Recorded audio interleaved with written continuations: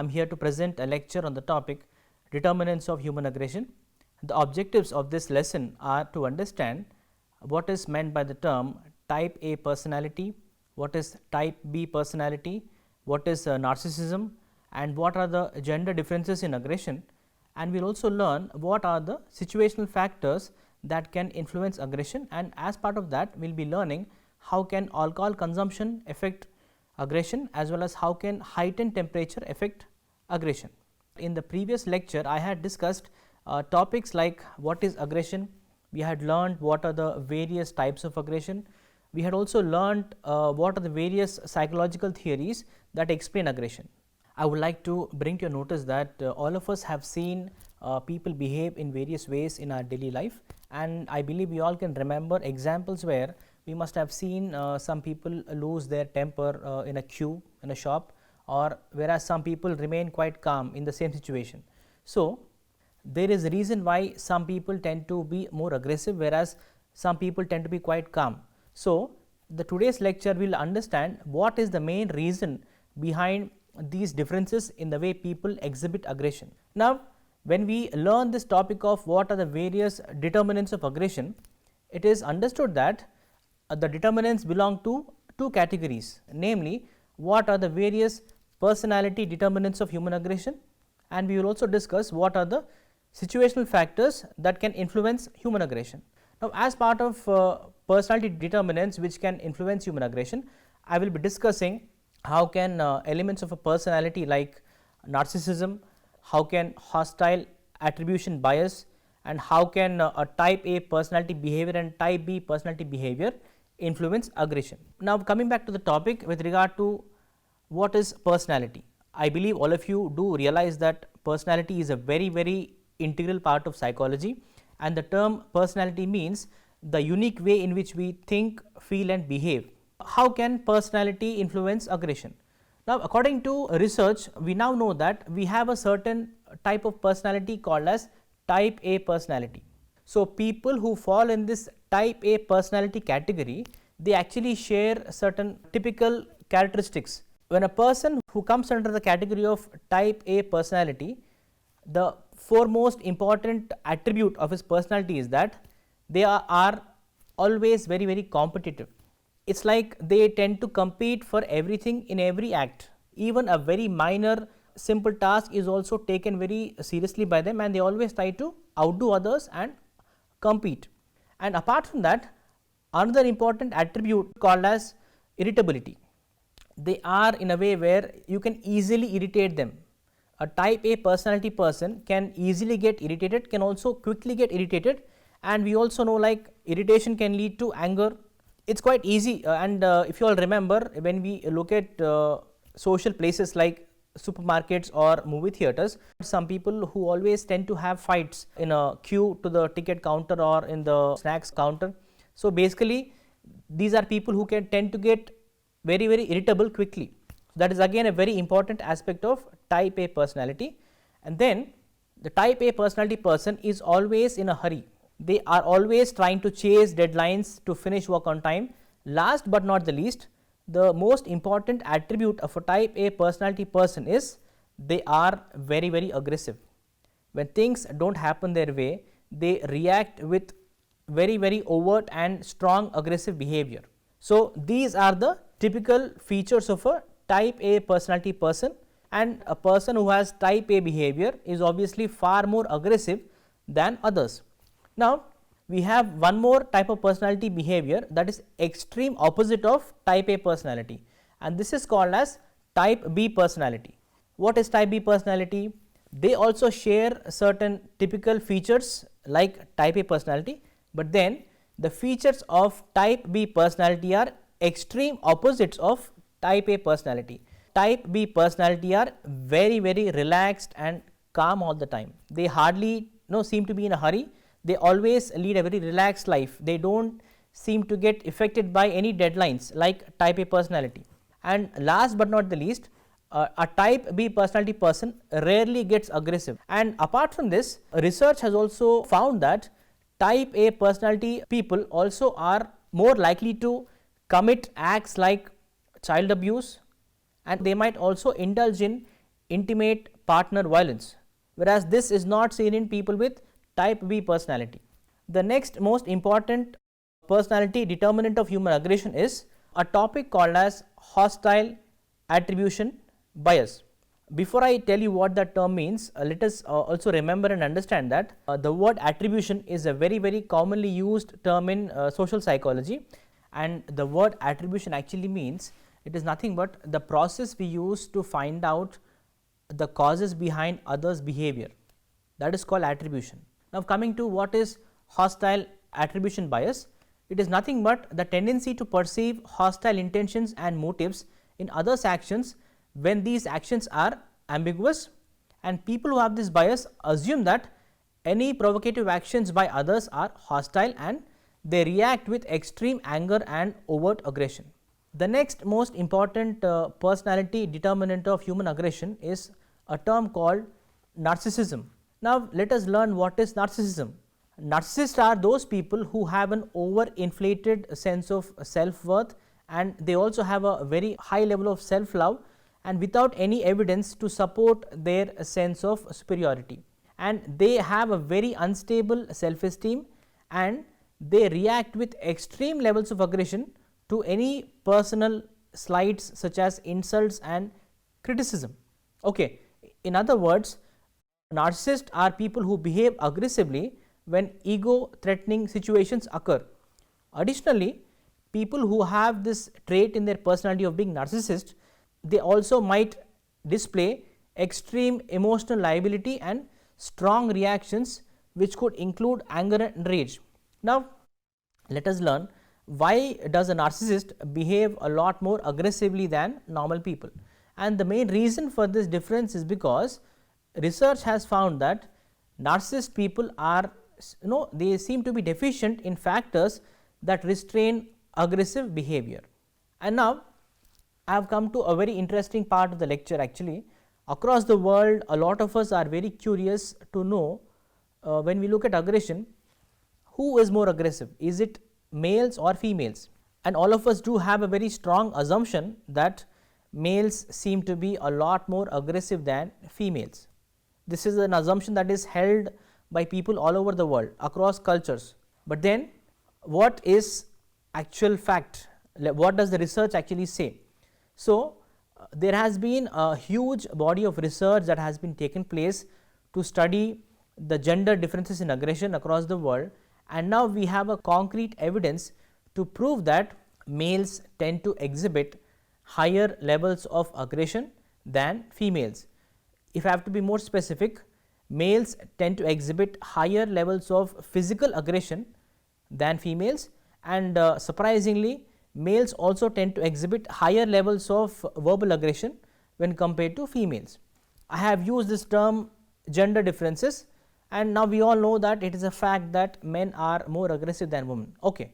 Now, but before we understand why, let us also understand what is meant by this term called gender, because understanding the term gender is very much important for understanding what causes gender differences in human aggression. Now, the term gender actually means it is nothing but a socially prescribed role. Okay, it is like society assigns a role to us which we follow throughout our life. It is like as per the social instruction, men are supposed to behave in a certain way, females are supposed to behave in a certain way. It is like men are supposed to exhibit only certain type of emotions, females are supposed to exhibit only a certain type of emotions for them to actually be perceived as a normal female by society. Now, there are various theories in psychology which have tried to explain the reasons behind these gender differences in aggression. We will first discuss a model called as biological model.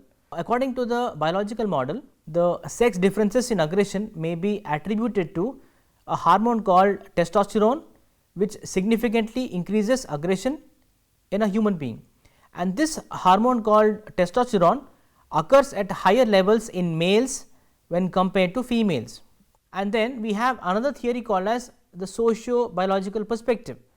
Now, unlike the biological model, the socio-biological perspective is a theoretical model that explains the reasons for gender differences from an evolutionary perspective. Okay. So, According to this theory, aggressive behavior has been favored by natural selection in the evolutionary history of human species. During human evolution, men engaged in more aggressive behaviors such as hunting and fighting protect the family from predators or other invaders. So, they had to be aggressive for the sake of survival, whereas for females their main role was they had to take care of the children, feed the children and cook for the children. So, their main objective was to again survive by being very nurturing and caring. So, even that is the reason why men seem to be high on aggression compared to females, and you all do realize that women are far more caring and nurturant than men. Okay. Now, we have another theory which tries to explain gender differences in aggression, and this theory is called as the social role model. According to the social role model, the gender differences in aggression are also arise mainly from social norms and expectations about appropriate roles of men and women. Across the world, men are conditioned to possess socially prescribed traits like being aggressive and are supposed to avoid emotions like sadness and crying, whereas females on the other hand are expected to be more subservient, caring and emotional. And if you look at children also, boys are encouraged and reinforced for playing with toys such as racing cars, rifles, action figures, whereas girls are encouraged and reinforced for playing with toys like Barbie doll and cooking set or house set and things like that. So, the main finding of the social role model here is that how society wants us to display our traits in personality, that is how we also shape our traits in the personality. Now, we have one more determinant of human aggression, and this is called as genetic makeup. The genetic code inherited from our parents can influence the probability of an individual developing traits like aggression. A person inherits a chromosome abnormality in the form of an extra Y chromosome. In our context of aggression, research has said that when a person inherits a chromosomal abnormality in the form of extra Y chromosome, that person is predisposed to react aggressively more than people without an extra Y chromosome. Okay. So, that is how genetic factors can influence aggression, and now I will be discussing a topic called as what are the situational factors that can influence aggression. It is now well known that aggression can be influenced by a combination of social factors as well as personality traits. However, research indicates that even situational factors, notably heightened temperature as well as alcohol consumption, can influence aggression. Now, I would like to first discuss how can consumption of alcohol influence aggression. I believe all of you are aware that alcohol is like the world's most famous recreational drink. Okay. And alcohol is famous for some of its properties, but technically alcohol is considered to be a sedative. Okay. It is supposed to slow down your neuromuscular system, and that is why whenever people consume alcohol, they are not supposed to drive any vehicle or indulge in any risky thing. Now, the reason being, when a person consumes alcohol, what actually happens is that the alcohol first affects your brain, and it makes difficult for a person to actually indulge in actions that are slightly complicated, like actions that involve hand-eye coordination like driving. Okay. So, but how can alcohol influence aggression? What does research say about alcohol consumption and aggression? So far what we know is that existing research has found that people are likely to respond aggressively to provocations when under the influence of alcohol. Excessive alcohol consumption is linked to majority of violent crimes including murder and rape. Alcohol may encourage aggression or violence by disrupting normal brain function. What is the main reason behind alcohol causing aggression? Now, let us understand the topic here. Firstly, alcohol disrupts executive functions of the prefrontal cortex of the brain. Now, we have a part in the brain called the prefrontal cortex, and it carries out some very important functions like planning, organizing, reasoning, goal directed behavior, emotional regulation, and also impulse control. Now, when a person consumes alcohol, what happens? Automatically the functioning capacity of your prefrontal cortex is lowered, it can't function normally. So, what happens? A person's prefrontal cortex cannot function normally because of alcohol consumption, and secondly, when intoxicated, people attain a state called as alcohol myopia. Now, in this state called alcohol myopia, they become more self focused and less aware of the social situation. As a result, they are less likely to notice the social constraints that normally prevent them from engaging aggressively, and are less likely to use those social constraints to guide them. And basically, alcohol intoxication leads to narrowing of attention and prevents people from being aware of the negative outcomes of aggression. Now, while alcohol may not be the direct cause of a person's aggressive behavior, it is often a compounding factor, and surprisingly, even people who are not normally aggressive may react with aggression when they are intoxicated. Okay. And research has also found that binge drinking increases the chances of both becoming aggressive or angry and also being on the receiving end of someone else's temper. So, the next important situational determinant of human aggression, a factor called as heightened temperature. Heightened temperatures are associated with higher levels of aggression and violence in India. People report more negative moods on hottest days, okay, but it is not that simple. However, on closer examination, it has been found that the relationship between heat and aggression follows an inverted U. Okay. So, as the temperature rises, so does aggression, but only up to a certain point. Under very high temperatures, aggression levels out and then declines, and it is a trend suggesting that extreme heat saps our energy. And it is now known fact that regions with hotter climate generally have higher violent crime rates than regions with cooler climate, and violent crime is greater on hot days than it is on cooler days, and during hotter years than during cooler years. And studies have also found that the rise in ambient temperature leads to an increase in domestic violence, violent suicide, and also collective violence. Researchers who study the relationship between heat and aggression have proposed that global warming is likely to produce even more violence. Let us now learn how can heat make us act more aggressively. Now, people become more aggressive in warm conditions because their body temperature also increases, and an increase in body temperature is accompanied by an increased heart rate and also blood pressure, and you also have the sweating of the skin that happens simultaneously, and the person also starts to breathe very heavily. So, the person has a very heavy respiration. So, researchers call this phenomena as an increase in arousal, but we are not always aware of why this happens. Okay. Unconsciously, you might attribute this warmth related increase in your arousal to something else. So, if somebody is having a fight before you, or if somebody has damaged your car in the parking place, okay, and what happens, you kind of get angry. So, due to this so called excitation transfer, an increase in body temperature can be wrongly interpreted as anger, which leads to more aggression and violence. So, basically what I have been saying is that when there is a higher level of temperature in the environment, what happens, automatically your body temperature will increase, and but the fact is that we are not aware of how much it has increased. So, what happens when something unfavorable happens to us in the environment, okay, and we are already in an arousal state, okay, so what happens, we are more prone to get angry more easily. That is how heightened temperature can actually lead to increased levels of aggression in human beings. I would now like to summarize to all of you what we had discussed so far in the class.